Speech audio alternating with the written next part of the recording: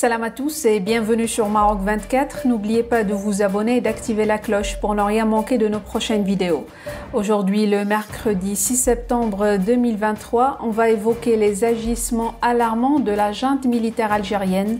Au-delà du tragique et inexplicable assassinat de Bilal Qaissi et de Abdelalim Chewar, les autorités algériennes semblent accentuer leur emprise en retardant délibérément le rapatriement du corps de ce dernier toujours détenu par la junte.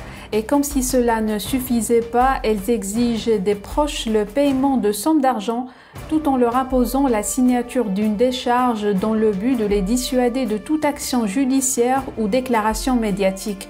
Restez avec nous pour plus de détails, c'est un article du journaliste Tariq Ta publié sur le 360. Le meurtre a eu lieu le 29 août dernier, mais à ce jour la famille Mchiwar est toujours sans nouvelles du sort du corps de son fils Abdelali, assassiné au même titre que Bilal Qaissi par les gardes-côtes algériens, alors qu'il s'était avec deux autres proches, perdus en mer en territoire algérien, près de Saïdia.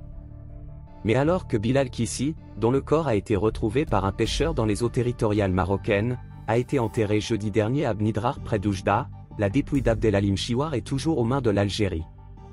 Dimanche 3 septembre, dans une première réaction officielle avouant le meurtre, le ministère algérien de la Défense précisait dans un communiqué que le mercredi 30 août 2023 à 17 h, lors d'une autre patrouille des gardes-côtes, un cadavre de sexe masculin non identifié a été repêché, présentant un impact de balle par arme à feu. Le cadavre d'Abdelali Mchiwar donc a été transféré vers la morgue de la polyclinique de Marsa Ben Midi à Tlemcen. Multipliant les démarches et autres appels pour récupérer le corps, les familles Mchiwar et Qaissi affirment que c'est le seul moyen pour eux de faire le deuil de leur enfant. Il n'en fallait pas plus pour que les autorités algériennes, dépassées par l'ampleur internationale de ce crime, s'adonnent à toutes les formes de tergiversation, allant jusqu'à rançonner la famille. Président du club des avocats du Maroc, Maître Mourad El Ajouti affirme ainsi que les Mchiwar font l'objet d'une tentative d'extorsion. Les autorités algériennes extorquent la famille du défunt Abdelali Mchiwar en demandant une grosse somme d'argent pour les frais de rapatriement et exigent la signature d'un document pour les empêcher d'engager des poursuites judiciaires ou une quelconque déclaration médiatique, écrit l'avocat sur Twitter.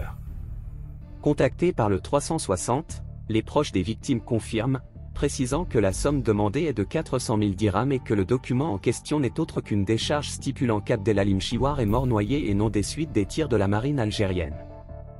Nous avons gardé le silence pour permettre à la famille de retrouver le corps de son enfant et l'inhumer, mais ce régime inhumain n'a pas de scrupules, ajoute Mourad El Ajouti, qui a rencontré les familles des victimes le week-end passé.